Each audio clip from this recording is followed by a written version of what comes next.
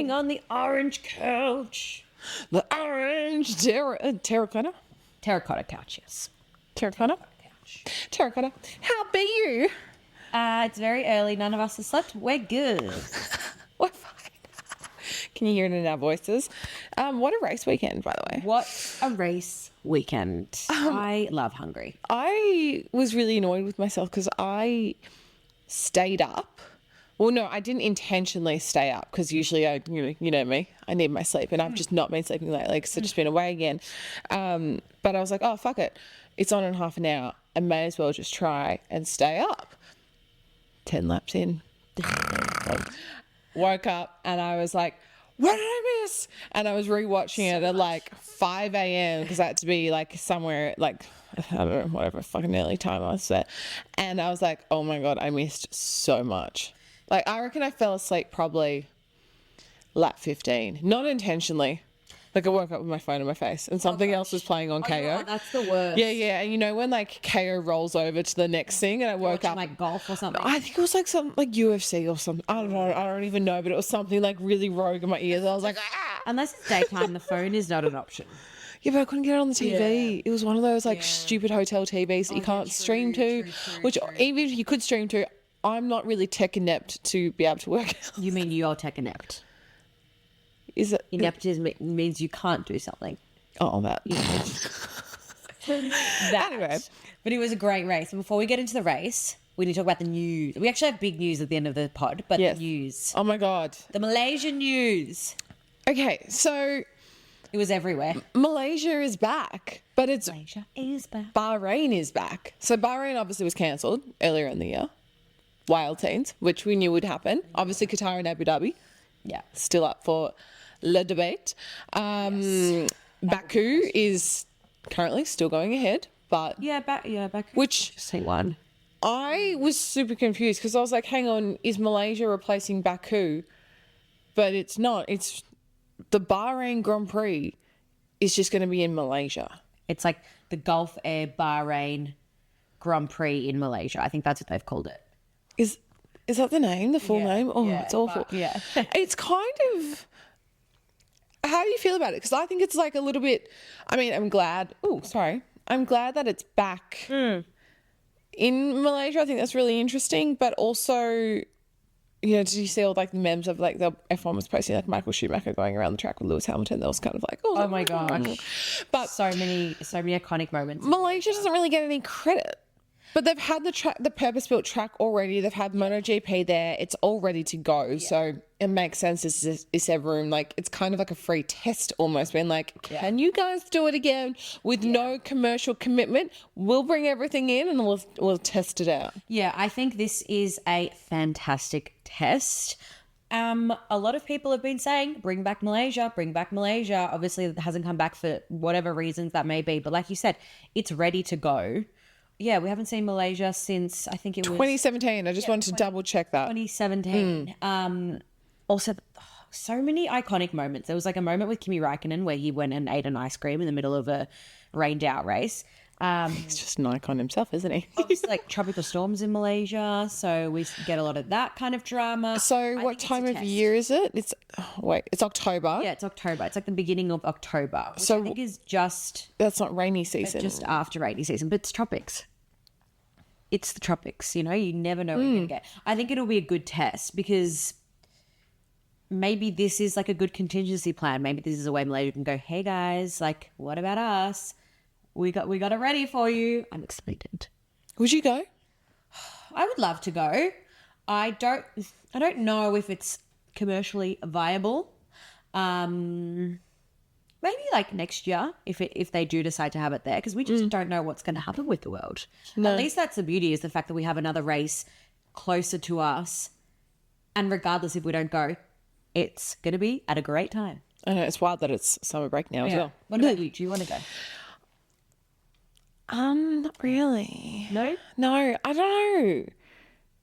I think, but you're probably asking me at the wrong time right now. I'm like, I'm so tired. I don't want to go anywhere. Yeah, I think it will. I got to watch it. I got to see how it all unfolds. Yeah, I'm really intrigued to see how they will put it on, whether they're also planning on because, you know, we've said this conversation before many times. It was like when everyone was saying, oh, let's just have another Oz GP, which is just impossible because it's impossible to build. No, you can't just do that. About big organizations that put in a whole chunk of money and invest. Let's say they have, okay, we've got X amount of money across to sponsorships in the year. Let's put 50%, 40%, 30% into F1. They can't then just be like, okay, well, let's go do this again, which then means obviously the track, they need to make money through companies that are giving money. So it's all very convoluted. So I wonder with this short of a time frame, how it's going to work, whether they're going to do it like all out, because they probably can't go all out. Like it's essentially 4 months or 3-4 months away. Like how do you do that? I just don't know if you can. Time will tell. Yeah. That's why I think like right now, like a friend did message me yesterday, and he was like, "Would you want to go? Should we go?" And I was like, "Well, first of all, I got no money. Second of all, I'm really tired. Like third of all, I just want to see how it unfolds." Yeah. I was like, I know it's close to home, but like. At least it'll be. I wonder what it'll be like. Public. Oh, yeah, time zone. Yeah. Well, because Baku's on the Saturday. Oh my gosh! By the way, I just remembered that last night. Yeah. Anyway, race weekend because we've got to do a short fast episode because you also have to run back home. Yes. Hungary GP highlight. Oh, okay. There was an overtake that Max did on Lewis, which I think was a highlight, like a fantastic overtake. You just look at Max going, how? I was quite frustrated though watching because I thought all race Oscar's going to win. And I just think that kind of overshadowed a lot of it. Honestly, cries an Australian at the Hungarian Grand Prix. Yeah. That was hella just like stab in the fucking gut because of that whole situation. Turn 1, Oscar's takeover of Lando. Chef's kiss. Yeah, because excellent driving by both of them, by the way. Yeah. Lando, look, I know I don't like give Lando so much praise all the time. Because we're not but yeah, that's I actually had that fight with Joe Dixon the other week. He was like, you just don't like him because you're not British. And I was like, well, you don't like Oscar because you're not Australian. I like Lando. I just think maybe biased the other way. Lando drove fantastically at qualifying. I think he deserved that. I was like, you know what? He fought hard. Hilarious when Lewis pulled off to P1 board and then the broadcaster was like, no, and like ran off with the P1 board. I was like, oh, awkward. But do you think he drove well? I mean, he drove well. I thought he did. Luck? It was a bit of both, but I also think that he drove well. I think everyone in quali drove quite well in that essence. I think he got lucky. It's actually crazy when you think about it. He got pole by 1200th of a second. 1200. Yeah. Like, sorry, a 12th of a 1200, like 12th of a second. Anyway, it's bananas. It's a bananas. I'm going to edit that to Pat's brain going. 12. Crazy. But no, I agree. I'm not like anti-Lando. Obviously, I was just frustrated because Oscar was doing well. He did have the pace and then the whole papaya rules thing and then Lando coming But it was also Carlos. Well, yeah. Fucking Carlos. I completely agree with the discourse online that Carlos should have checked his mirrors. Like he was fighting for last place. Yeah. I'm sorry, he was. Yeah. Bro, just give it a fucking rest. I think you're not getting in the points. This is where it's important that obviously we've looked at an F1 steering wheel. There's so much going on there. Like I understand you have a lot going on, but during a race, but his light, because I think something happened with the GPS system in the circuit and the lights weren't flashing, the blue lights on the car. Okay, so that's bullshit.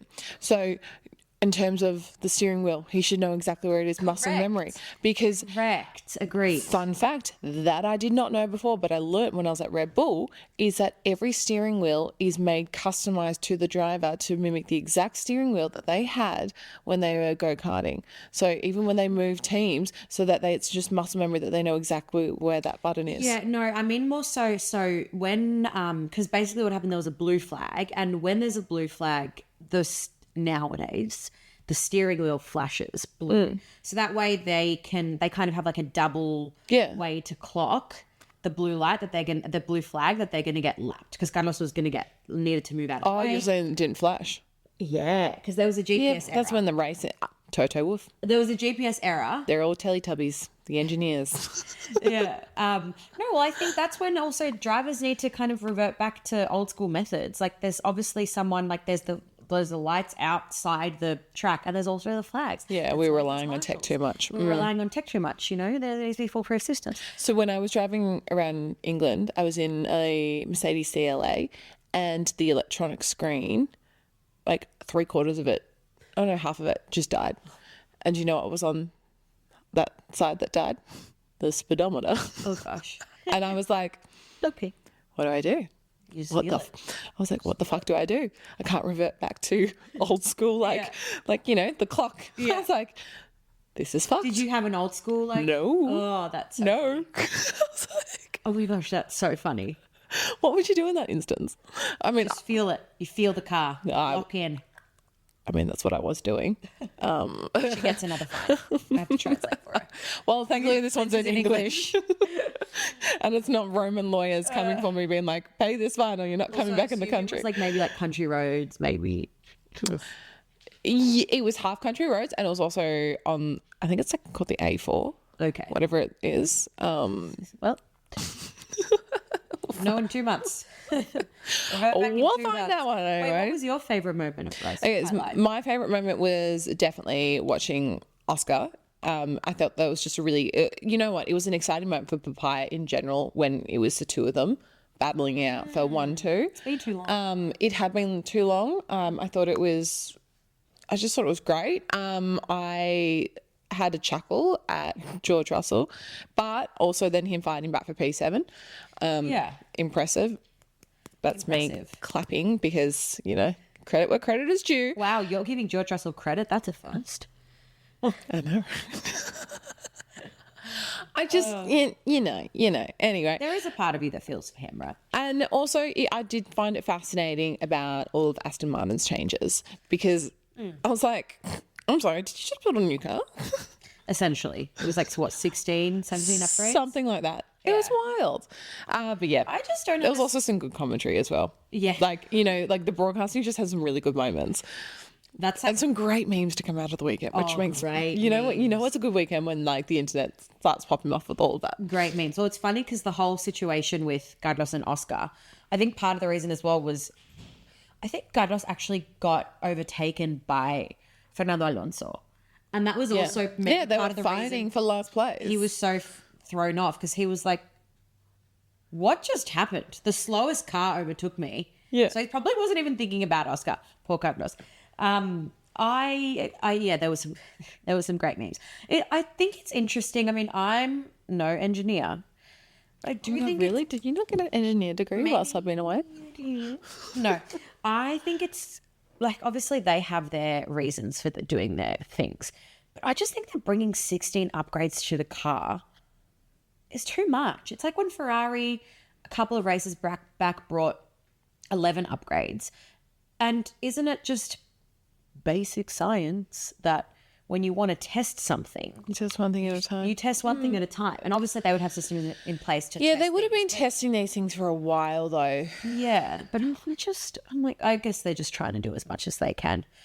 Who would have thought? Adrian Newey. They're throwing shit at the wall just to see what sticks. Yeah.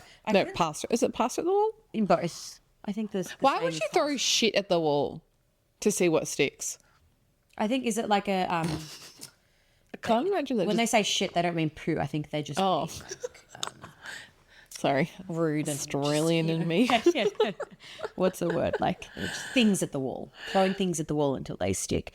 Adrian Newey, I was lying in bed the other night thinking, how on earth did he go from how well he did to this absolute disaster? It just shows that it was probably the team around him. Yeah. Well, we're going into summer break now, so Silly season. what have we got? 4 or 5 weeks? 4 weeks. 4 weeks. And it's Zandvoort. Wild. It's Wild that we have 4 weeks. Yeah, I think as well for if some of the listeners, I'm sure they all know, but summer break, it's not just the drivers. There is a mandated 2-week shutdown in all the head offices. Everything Must shut be down. nice. Must be nice. Must be nice, yeah. I mean, to be fair, might also take on that summer break and shut down entirely for 2 weeks as well.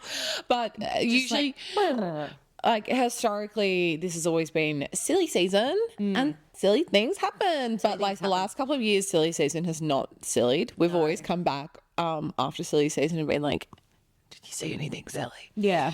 But no, we didn't see anything silly. We don't really have any news about drivers. I mean, Charles Leclerc is going to be a baby daddy. Yeah. They haven't announced it yet. Have they? They haven't announced it. Yeah. But I don't think they've announced it. no. But I assume they're waiting for the summer break or something. I don't know. Well, Yeah. Yeah.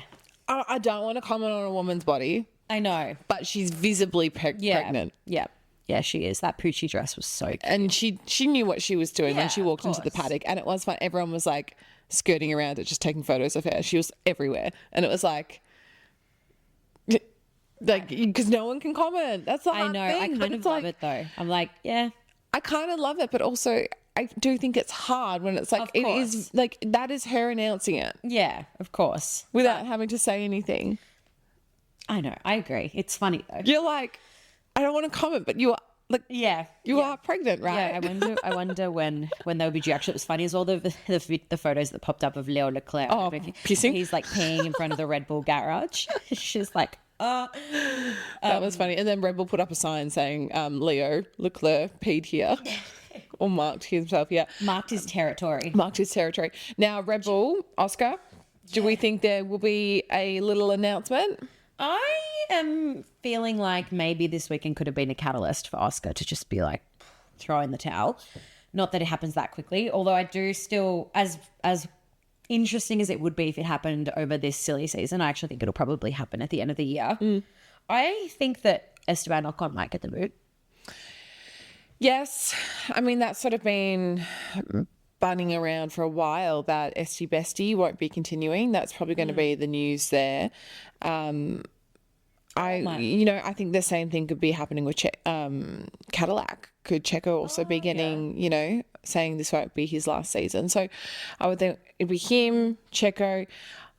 Did I read somewhere that Alonso said that he will stay for another year?